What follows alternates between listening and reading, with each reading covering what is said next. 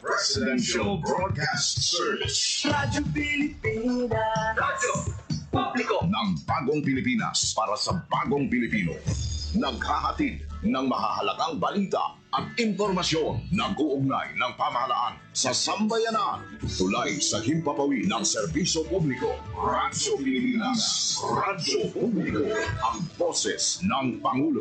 Sa Iloilo, Radyo Pilipinas. 585 AM. Oras sa Radyo Pilipinas, alas 8:01 sa aga. Nagapanguna nga balita sa syudad, sa mga banwa, sa probinsya sa Iloilo, kag kaingon nga mga probinsya. Mga pananawon sa likod sa mga balita. Inyong mabatian sa Radyo Pilipinas Iloilo News. Mga balita na magasugata sa inyong nga aga. Ginbantayan, ginsunod, gintipon sa Radyo Pilipinas Iloilo News Team. Gikan sa hulot balitaan. Diretso sa inyong palamatian. Yarian! Radyo Pilipinas Iloilo News!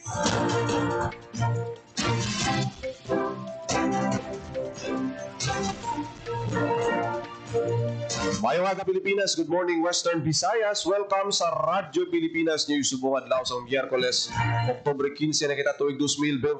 Ako ang inyong tagbalita, Janelle Baclay, kay karon sa aton balantayan kag mainit na mga pangulong dinala. Magnitude 4.4 nga linog na batyagan subong aga sa Iloilo. Sunog nagluntad sa Barangay Santo Rosario, Buena Vista, Guimaras. Masobra 900,000 pesos ginbilin nga halit sang sunog. Ila ka flight sa Iloilo gin-divert bangod sang mabaskog nga pagulan. Alkalde kag vice alkalde sa Saraga, Iloilo gin-dismiss ang Office of the Ombudsman. Probinsya sang Iloilo naghatag sang 5 milyon ka pesos nga bulig para sa mga biktima sang linog sa Cebu. City government maghahatag man sang bulig sa Cebu kag Davao. LTO-6 Assistant Regional Director Jack Conlo nagkumbyot padulong sa iyang opisina. Kag Iloilo Governor Defensor ginpangunahan ang inisyatiba para magporma sa G4GG o Governors for Good Governance.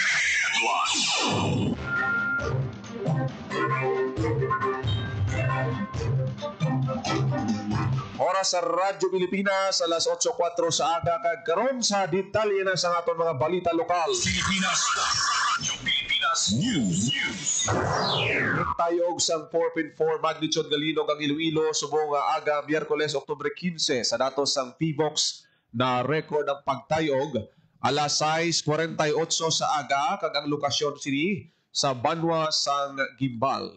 Na-record man ang intensity 4 sa Iloilo City kag instrumental intensity 3 sa Nueva Valencia, Guimaras, intensity 2 sa San Lorenzo, Iloilo City, Bago City, Negros Occidental, kag intensity 1 sa Culasi, Antique, kag City of La Carlota sa Negros Occidental. Wala naman sang ginalauman ng damage o kung aftershock sa nagluntad nga linog sa piyak nga bahin.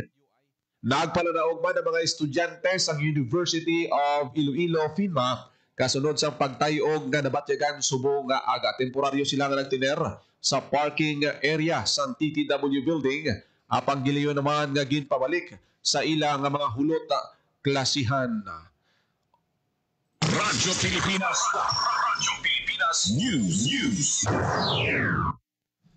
Sunog nagluntad sa Barangay Santo Rosario, Buena Vista, Guimaras. Kahalitan na ginbilin sang kalayo naglabot sa masobra 943,000 pesos. Radyo Pilipinas. Radyo Pilipinas. Radyo Pilipinas. Sa detalye sang balita ni Paul Tarosa. Naglabot sa 943,000 pesos ang kalitan sa mga balay kag edipisyo nga nagkalasudog sa Barangay Santo Rosario, Buena Vista, Guimaras. Sunod kay Fire Officer 2 Emil Greg Billones, Arson Investigator sa Bureau of Fire Protection, Buena Vista. 4 ka balay, 1 ka business establishment kag 3 ka balaligyaan ang totally damaged, samtang 1 ka balaligyaan ang partially damaged. Sa investigasyon ng BFP Buena Vista, electrical in nature ang gintunaan sa sunog at nag-umpisa sa balay sang pamilya Tendras. Samtang pilason naman ang isa ka bumbero sang BFP Hordan, bugod na pilasan nini sang matalong nga bagay samtang nagapalong sang kalayo. Para sa Bagong Pilipinas, Volta Rosa, Radio Pilipinas, Radio Publiko. Radyo Pilipinas. Radyo Pilipinas News. Governor Nava nagpalabot sa bulig sa mga biktima sa sunog sa Santo Rosario, Buena Vista, Guimaras. Radyo Pilipinas. Radyo Pilipinas. Report. Nagapanumbalik sa balita si Paul Tarrosa. Gilayon nga nagpalabot sang bulig si Governor Maria Lucille Nava sa mga biktima sa sunog sa Barangay Santo Rosario, Buena Vista, Guimaras. Ang sunog nagresulta sa pagkaguba sa mga balay kag balaligyan sa ding pila ka pamilyang na-displace. Sa pagbisita ni Nava sa lugar, naghatag ini sang immediate assistance nga ginalakipan sa family food packs kag kits. Maghahatag man ang probinsya sang financial assistance para makabulig sa pagbangon sa mga apektado nga pamilya. Nagsapol man si Governor Nava kay Buena Vista Mayor Samuel Gumarin na gustoryahan ng pagpabasko sang disaster preparedness kag koordinasyon sang banwa. Para sa Bagong Pilipinas, Volta Rosa, Radio Pilipinas, Radio Publiko. Radyo Pilipinas. Radyo Pilipinas News. Bangod sa mabaskog na pag-ulan, pila ka biyahe sa eroplano ang divert sa Mactan, Cebu International Airport. Ini ang Cebu Pacific Flight 5J47 o kon 457 nga Manila, Iloilo, 5J461 Manila, Iloilo, DJ6414 Cebu, Iloilo. Ginpanumdum naman sa Iloilo Airport nga antes magpadulong sa paluparan, i-check ang status ang pagbiyahe sa opisyal nga website sang airline o kon mobile app. Samtang ang mga pasahero nga nakasakay sa diverted flight, iga-update naman sang cabin crew sa mga masunod nga tikang lakip na ang refueling kag estimated time sang lakat sa original nga destinasyon. Radyo Pilipinas. Radyo Pilipinas News. Ginkaka sa serbisyo sa Office of the Ombudsman sa Mayor Jofel Soldevilla kag Vice Mayor Michael Omar Lacson sa Zaraga, Iloilo. Sa ginpagawa ang desisyon sa Office of the Ombudsman, guilty ang duha sa kaso nga grave misconduct kag may penalidad nga dismissal sa serbisyo.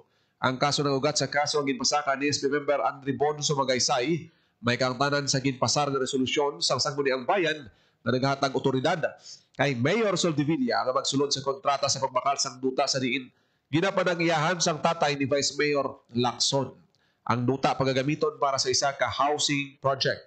Si Lacson nga na SB member kag chairman sa Committee on Housing and Land Use ang mga nag-sponsor sa mga resolusyon. Sa pagka-dismiss sang duha ka opisyal kansilado ang ila eligibility for future of retirement benefits, perpetual disqualification sa pagpungko sa public office. Samtang ang ibad pang respondents sa Sunday SB members Jose Jeffren Milian, Rolando Papa, Nilida Octaviano, Mark Adrian Sulolayon, Municipal Accountant Era Lerdon, Budget Officer Glizel May Luzanyes, kag Municipal Treasurer Leonora Pauya ang guilty sa kaso nga simple misconduct kag may penalidad nga 6 ka bulan na suspensyon nga wala sang sweldo. Radyo Pilipinas. Radyo Pilipinas News. Probinsya sa Iloilo, ginhatag na ang 5 ka milyon ka pesos nga bulig para sa mga biktima sang linog sa Cebu. Radyo Pilipinas. Radyo Pilipinas. Sa balita ni Paul Tarrosa. Inhatag na ni Provincial Administrator Raul Banyas ang cheque nga nagabalor sa 5 milyones pesos bilang bulig sa Iloilo Provincial Government para sa mga biktima sa magnitude 6.9 nga linog sa Cebu. Ang cheque ginbato ni Cebu Governor Pam Bariccuatro. Nagtambong man sa turnover si Board Member Raymond Calderon. Ang kantidad halin sa pondo para sa donasyon ni Governor Arthur Defensor Jr. para buligan ang Cebu sa ila relief operations tag recovery effort sa datos ng Cebu Provincial Disaster Risk Reduction Management Office. 71 ang napatay, 592 ang pilason, kag masobra 26,000 ka pamilya ang na-display sa Bogos City, San Remigio, Medellin, kakaiping ang mga lugar sa Cebu, bangod sang linog. Para sa Bagong Pilipinas, Volta Rosa, Radio Pilipinas, Radio Publiko. Radyo Pilipinas. Radyo Pilipinas News. Iloilo City Government mapadalaman sang bulig sa Cebu kag Davao. Radyo Pilipinas. Radyo Pilipinas. Sa Report. detalye sang balita. Magapadala sang bulig sa mga napektuhan sang linog ang Iloilo City Government, partikular sa area sang Cebu kag Davao.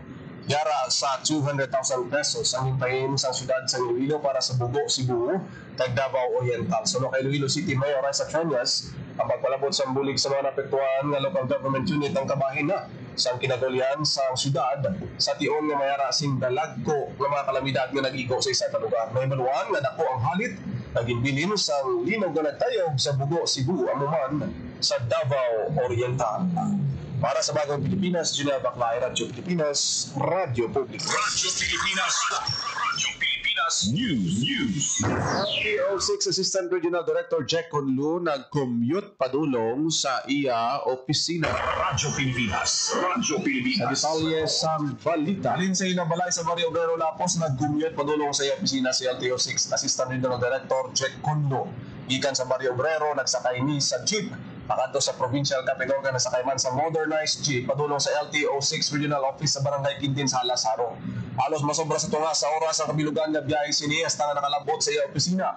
Abiso sini sa publiko nga magbiyahe sa mas temprano aron makalikaw sa traffic congestion labi na sa tion sa peak hour. Sa pag-commute sa pinaka mga LTO officials kabahin sa pagsunod sa direktiba ni Transportation Acting Secretary Attorney Giovanni Lopez. Para sa Bagong Pilipinas, Gino Baclay, Radyo Pilipinas, Radyo Publiko. Radyo Pilipinas. Radyo Pilipinas News. Yung pangunahan ni Iloilo Governor Arthur Defensor Jr. ang isa ka bago nga hublag sa tunga sa mga lideres sa mga probinsya sa pagpabaskog sa moral, matarong, tagahayag na pagdumala pagi sa alyansa nga ginatawa Governors for Good Governance.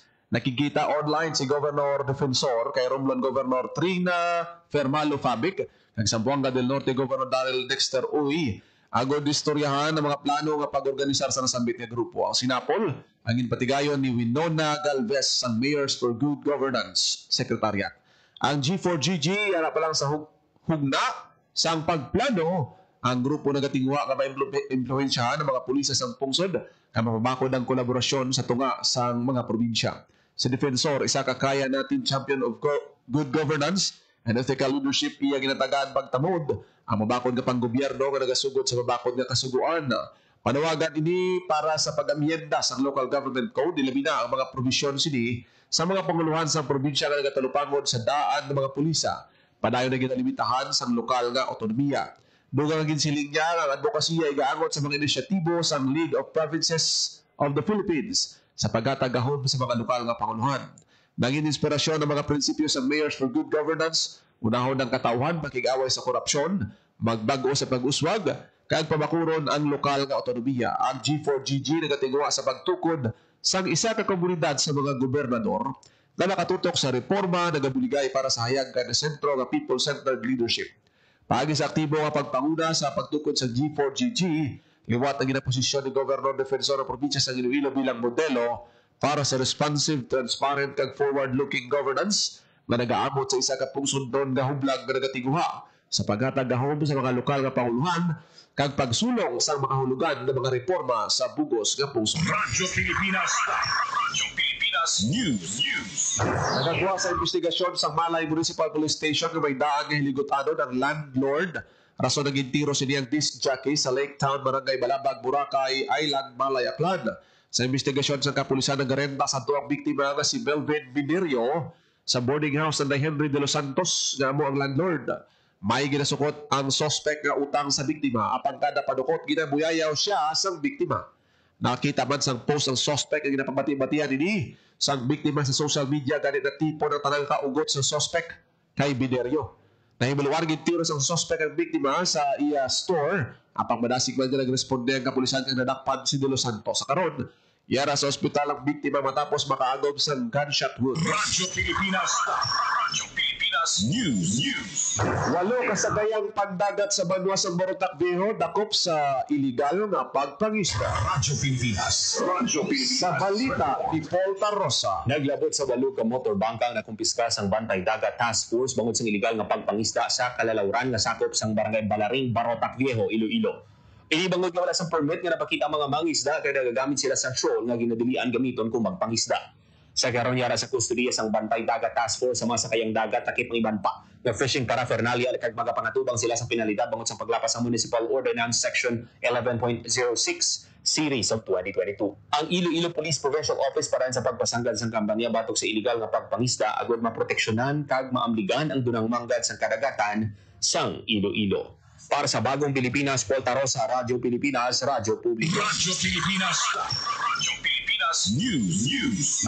Mas masangkad nga pagbantay sa seguridad ginahanda na sang POSMO subong nagapasulod na ang holiday season. Radyo Pilipinas. Radyo Pilipinas. Report. Sa detalye sang balita. Lalo pa kapasang karon sa Public Order Safety Management Office ang monitoring sa pagbantay sa seguridad sa palibot sa mga pampublikong lugar subong nga Burmans. Pagi sa koordinasyon sa Iloilo City Police Office, naka-alerto na ang POSMO sa pagpanghanda sa mga security concerns ang pumuluyo. Sa interview sa kay POSMO Chief Retired Colonel Odrico Garbanzos, ginpahayag niya lakip sa ilang ginabantayan ang presensya sa mga badyaw kag ibang mga kabataan nga nagapangayo sa pila ka mga residente. Hindi malipod na kalabot man sa ila itulapangod ang reklamo sa isa ka manunudlo o ginaligar ginpawag sa isa ka minor de edad nga bunon sang gunting sa wala nagatag sang kwarta. Padayon mga ginabantayan sa POSMO ang reported vandalism incidents kay pagtugas ang ginamo sang pila ka mga gangs. Subong pa lang dugang ni Garbanzos ngila na antisipar ang pagdamo sa mga aktibidad kay kinahanglan ang masangkad nga monitoring. Ginaganyo man silang pumuluyo ang mga inagresibo sa pag-report sa mga madiskubrihan na kalakasan nga mahimo makatublag sa seguridad. Para sa Bagong Pilipinas, Junel Baclay, Radyo Pilipinas, Radyo Publiko. Radyo Pilipinas. Radyo Pilipinas News.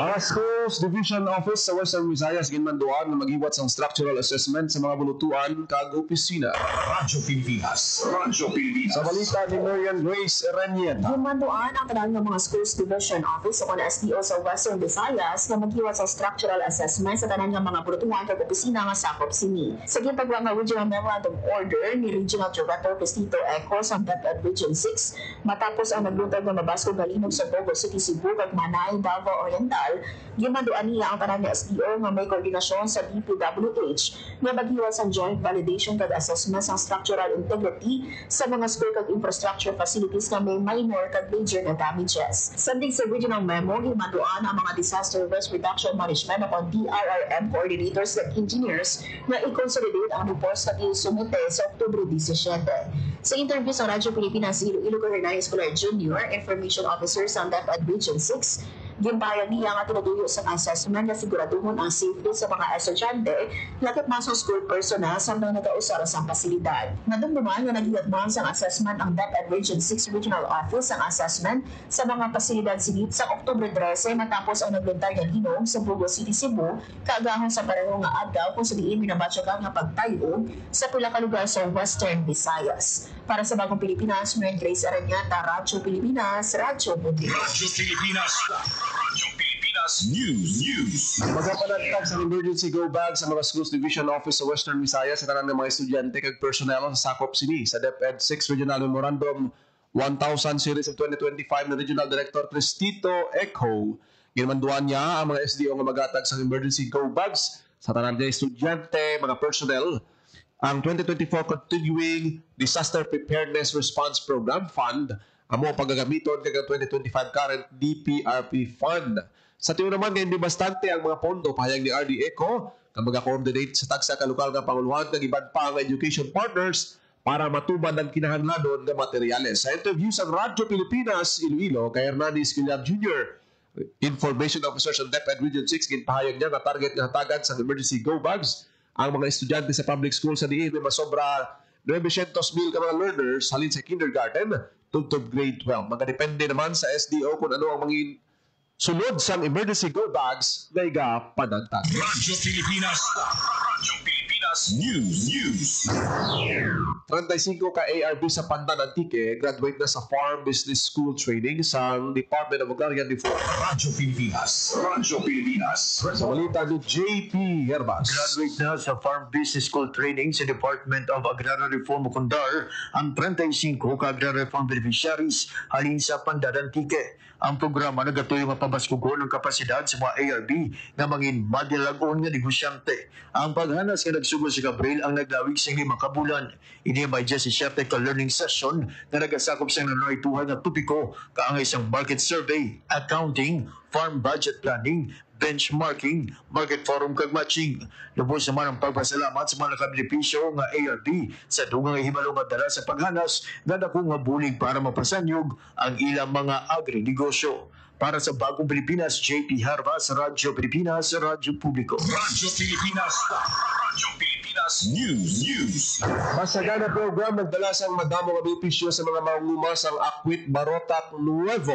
Radyo Pilipinas. Sa detalye sang balita. Nagdala sa madamong benepisyo ang masagana program sa Department of Agriculture sa mga manghuma sa Akwit Barotac Nuevo. Antes ng benepisyaro sa programa, ang mga manghuma sa nasabit ng barangay ang malawig na nagagwanta sa mataas nga balor sa farm input, pabago-bago nga panyempo, pagpamesay kag limitado nga pondo.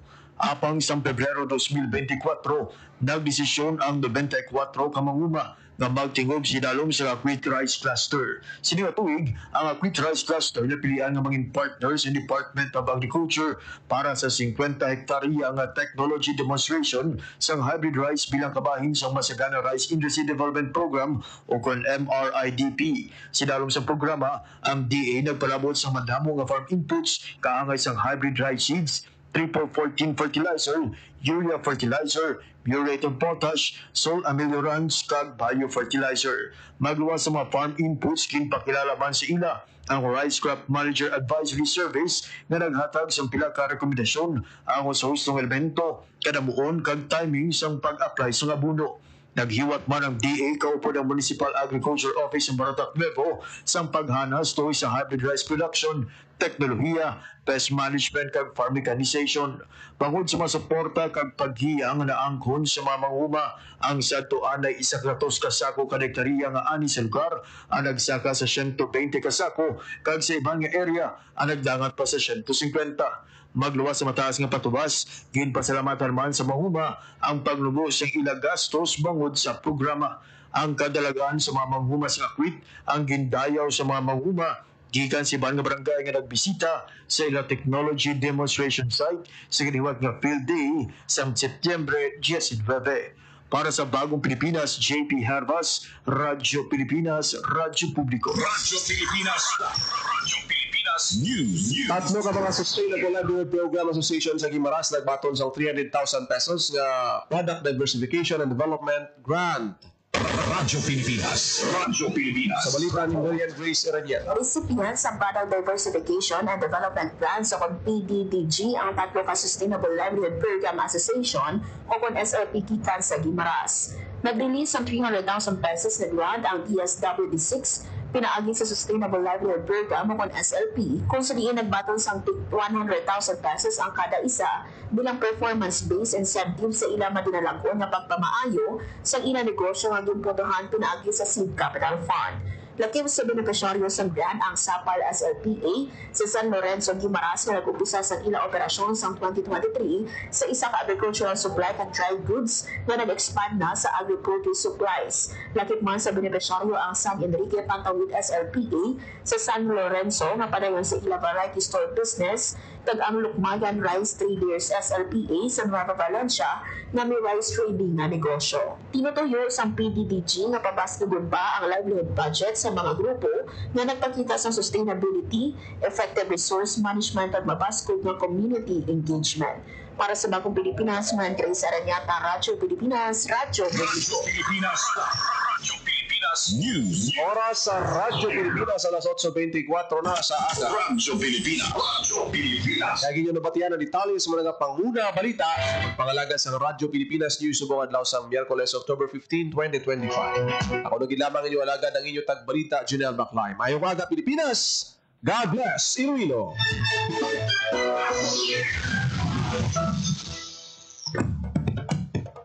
Ito ang Presidential Broadcast Service. Radyo Pilipinas. Radyo Publiko ng Bagong Pilipinas para sa Bagong Pilipino. Naghahatid ng mahahalagang balita at impormasyon na guugnay ng pamahalaan sa sambayanan. Tulay sa himpapawid ng serbisyo publiko. Radyo Pilipinas. Radyo Publiko. Ang boses ng Pangulo sa Iloilo. Radyo Pilipinas. 585 AM.